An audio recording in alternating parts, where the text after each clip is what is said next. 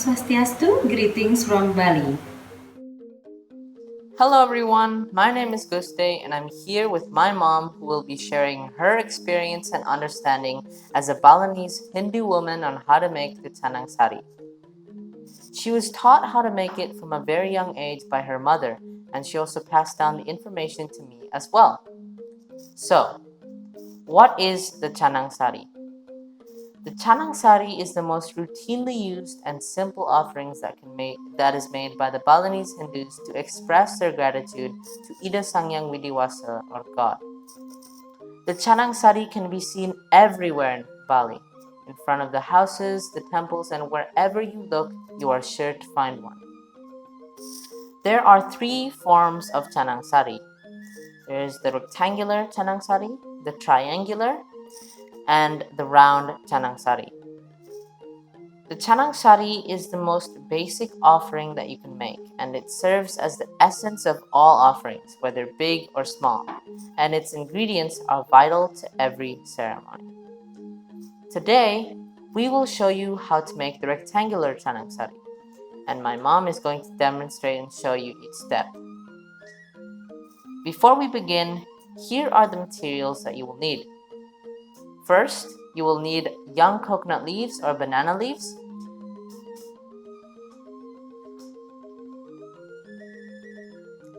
Next, you will need a knife to cut the leaves into shape. You will need bamboo sticks, which we will use to stick the shapes that we've made together. But as a substitute, you can also use toothpicks, just as long as they haven't been used. We will also need paporosan, which is the core of the Canang Sari.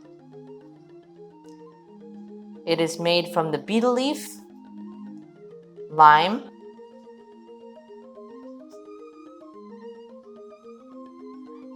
and the betel nut. The materials of the paporosan symbolize the Trimurti, the holy trinity of the Hindu gods, Brahma, Vishnu, and Shiva. Shiva is symbolized by the lime, Vishnu is symbolized by the betel leaf, and Brahma is symbolized by the betel nut.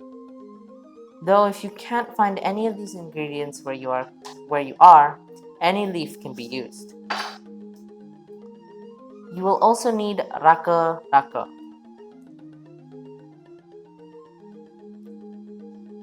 The raka raka represents the gesture of sharing and gratitude, as this is similar to food.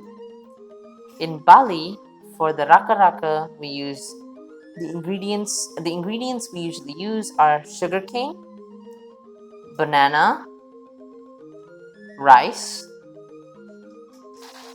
sticky rice crackers, and sandalwood powder.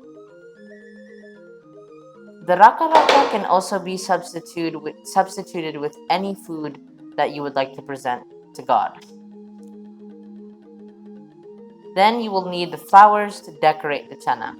You can use any flowers that you have wherever you may be. And last, you will need the finely cut pandan leaf, which we call kembang rampe in Bali. And now, let's get started. First, we are going to show you how to make the chaper. The chaper is the first part of the base of the Canang Sari, holding everything else on top. Here, Mom creates a sample for creating the four sides of the rectangle. So, Mom measures a part, makes a cut, and she will repeat this 5 times. And let's see.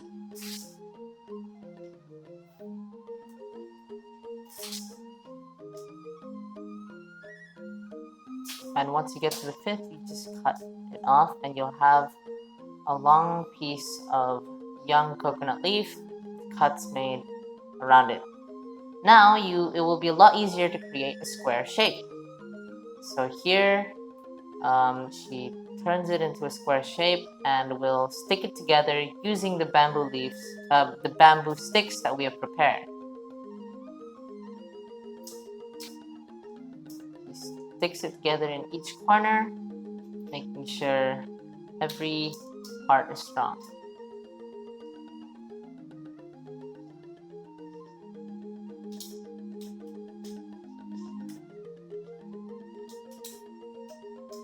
Once she has gone through every side, you are left with a square with a hole in the bottom. And here you have the base. And to cover that hole, you cut a few more of the samples that you've made and create a smaller square from the coconut leaves, like so.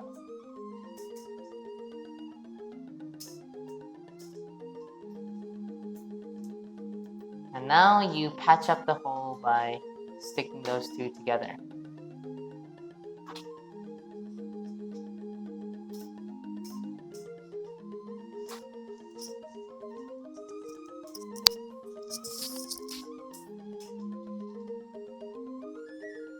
And now it's done.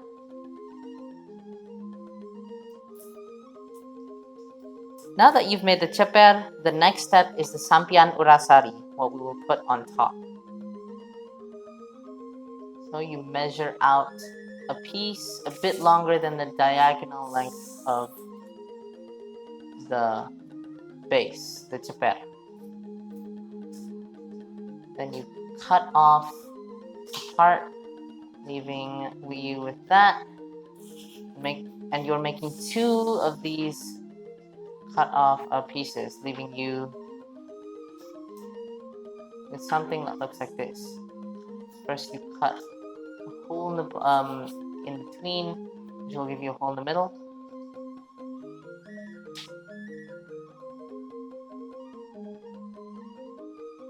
And you cut a part off diagonally. And then here, Mom is making a pattern for the sampian. So it's a bit difficult to explain, but you can follow her steps like so. And there you have it. You have the pattern for the sampian. And once you unfold it, it will display. So then you have all 4 of your pieces that you cut off, and it will look like that. The pattern together. Then with your bamboo sticks or toothpicks, you will stick them all together, creating this flower or star shape. This is the sampian urasari.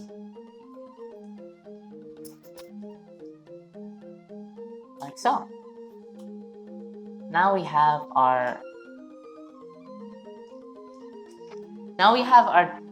2 pieces of the base together, and we can assemble it to create the base for the Canang Sari. Once assembled, they symbolize the stars and the moon, what we call in Bali as Arda Chandra.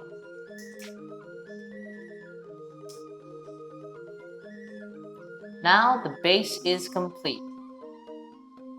It's time we put the raka-raka and prorosan on top of the base with the sampian urasari. Here, Mom applies the prorosan with all of the ingredients already inside, and she puts the sugar cane from the raka-raka, the banana, a slice of banana,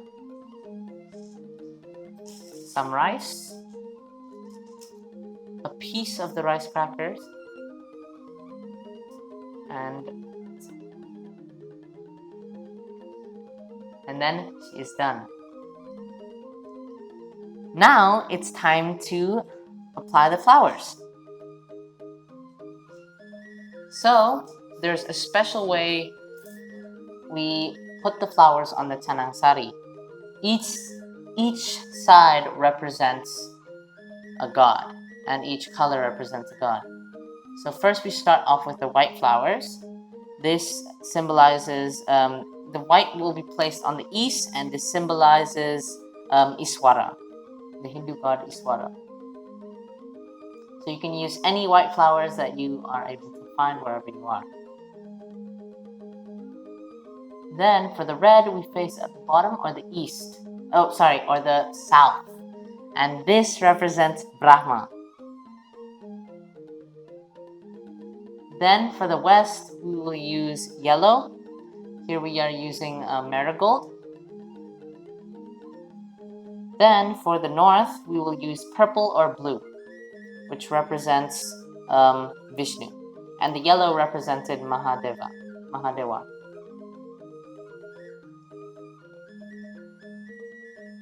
Then for the final part, it will be completed with the kembang rampe in the center, the pandan leaves.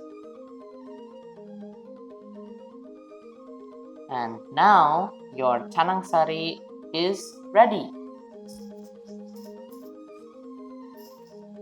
It should look like this.